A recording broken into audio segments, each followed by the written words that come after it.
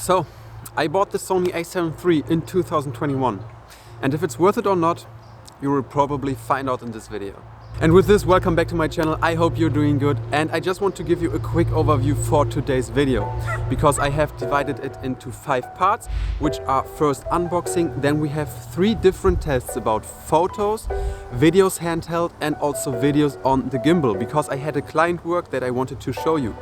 And last but not least, we have a short review or feedback after using the Sony A7 III for 1 week. So let's go.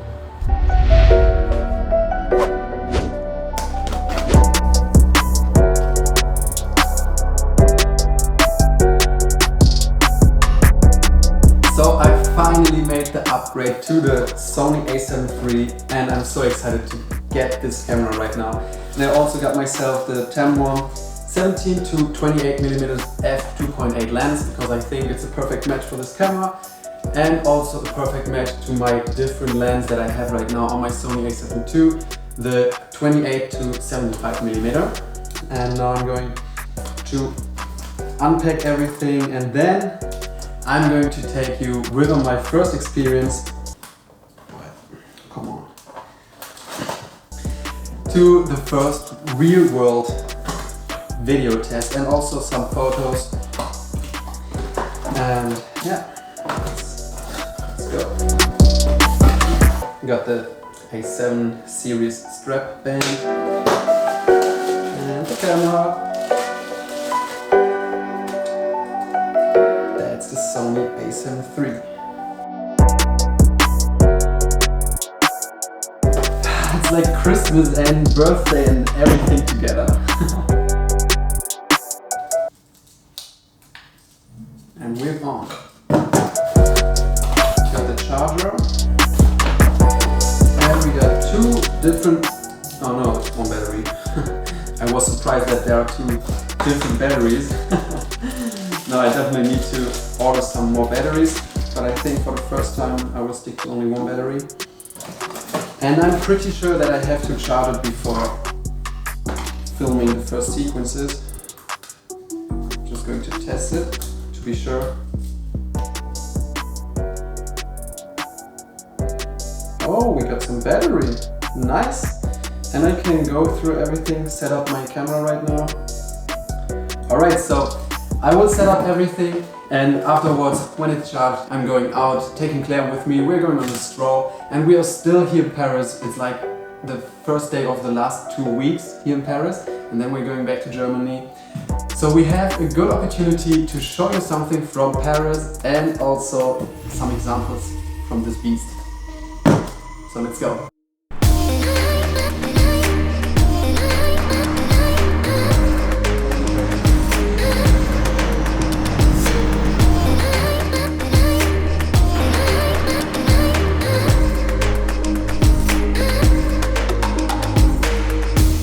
So 2 things I directly want to share with you guys is, at first, I'm taking the video right now from me, and I'm pretty sure that I am in focus, which is mind-blowing for me. Because for those who don't know me yet or haven't seen a video from me, I did everything with the Sony A7 II, and the Sony A7 II has a huge struggle when it comes to video autofocus. So this is the first point, and it's definitely a game changer. The second point is this lens. I have 28 to 70mm, which is insane. And I never had a wide angle lens so far. I only had the 28 to 75mm, and now 17mm is so wide, and I just want to show you an example. So this right now are 28mm, and I can zoom out to 17. So this is a huge difference, and I think you can get some really nice shots with that, and I'm really excited to see the shots that we just got right now.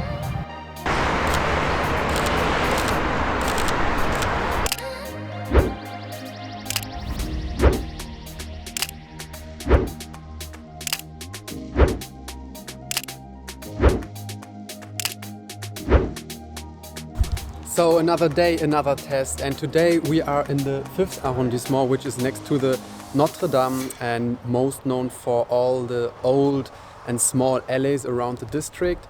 and they have actually a pretty old Parisian style, which I really like. And though I like the results that we got with the first test we had, the videos and the photos turned out very cool. It was 17 to 28 millimeters and I kind of like the style. But when it comes to portrait photography, I just prefer to have my 28 to 75 millimeter on, which is what I have right now. And today I want to focus on some pictures again, and I want to show you how it's actually like to shoot with the Sony A7 III, which is why we are going to do it POV style today. And I think we will start with a short video, so let's go.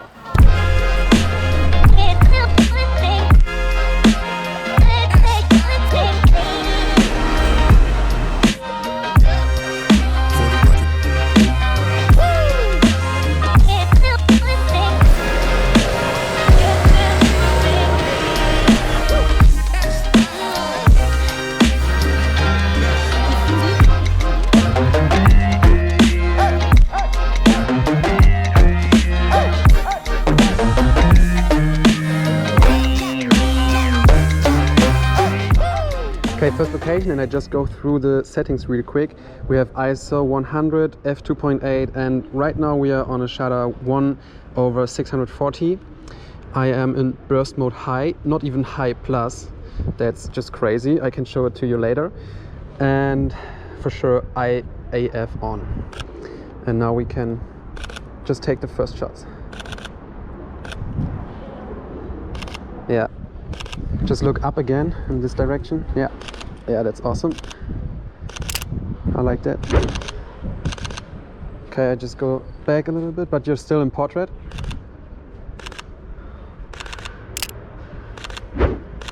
And look up again. It's great.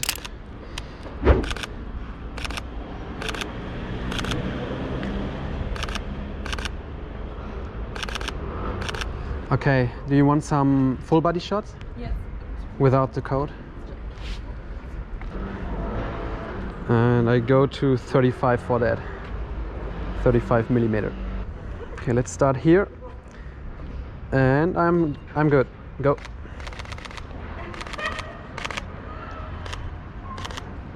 Again? Yeah. Maybe a little bit further back and to the left. Like that? Yeah. No, straight coming towards me, but more on the left side. Yeah, that's cool. And go.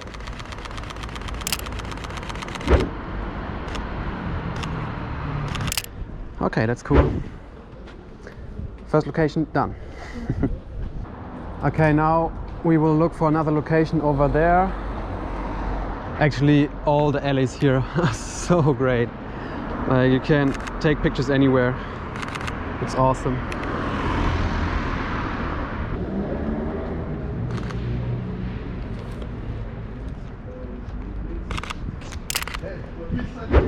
Yeah, I would like to take a portrait here with you standing here and this dark in the background.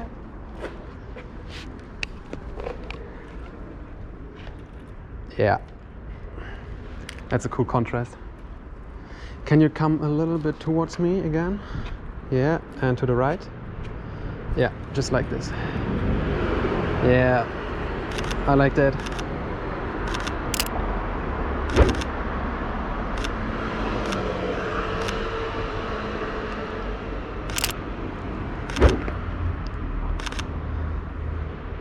Okay, I got one thing that I want to show you as well. We always shot now with burst mode in high and not even high plus.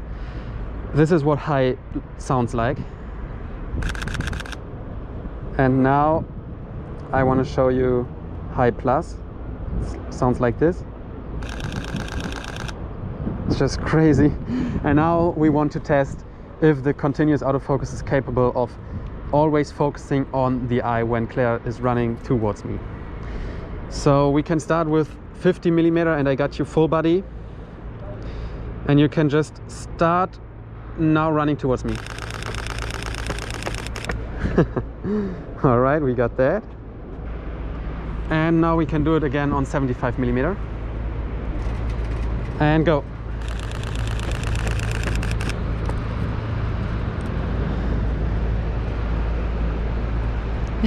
Alright, I'm pretty sure that we have all the photos in focus, but I have to check it on the screen at home as well.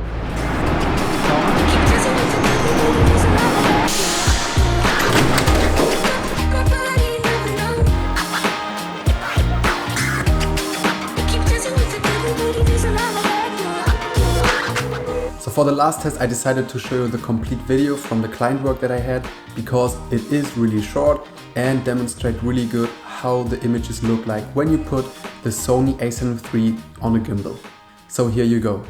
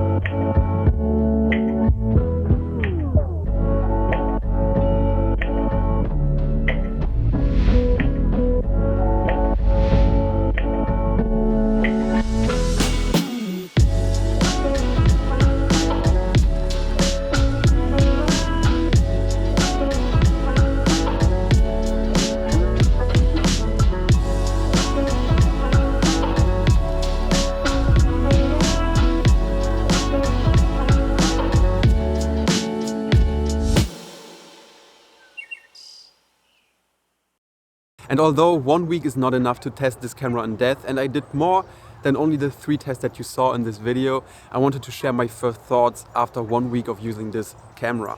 So besides of the test that I showed you, I also did a video autofocus test and comparison with the Sony A7 II, which will be live on next Sunday, hopefully. And I have created way more pictures for Instagram and also more reels for Instagram, so short videos. And if you haven't checked me out there, you can do it now. And you can also stay tuned for more information, because I take you with me and show you more information about my upcoming videos and my stories. So if you haven't already, you know what you gotta do, would be much appreciated. So 2 things I definitely want to check out while I'm here in Paris, because it's the last week that I'm here, is 4K video and also time-lapse. And I thought I will check out the 4K as soon as I get this camera, but somehow I stick to only 1080p, and right now I'm filming in 1080p with 24 FPS, and I just don't see the use of filming right now in 4K, because I have the B-roll scenes all in 1080p, because I went up with the FPS to actually always 100 FPS, because I'm shooting in NTSC and not PAL, and I don't have the 120 FPS, but that's a different topic.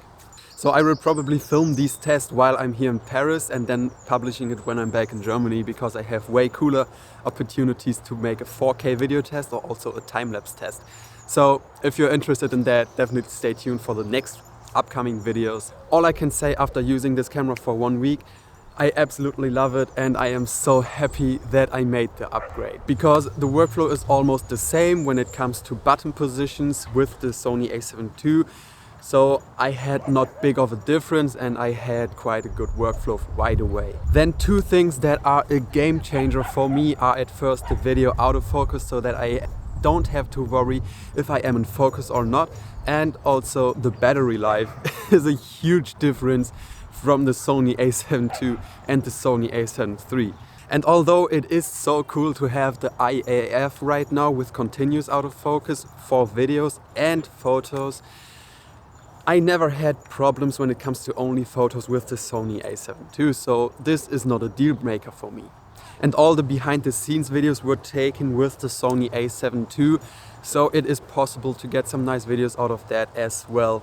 The only downside I experienced in this week is the noise in low light performance when it comes to bumping the ISO up to 50,000 or even more, but also this is extreme and you probably don't have to bump it up that high.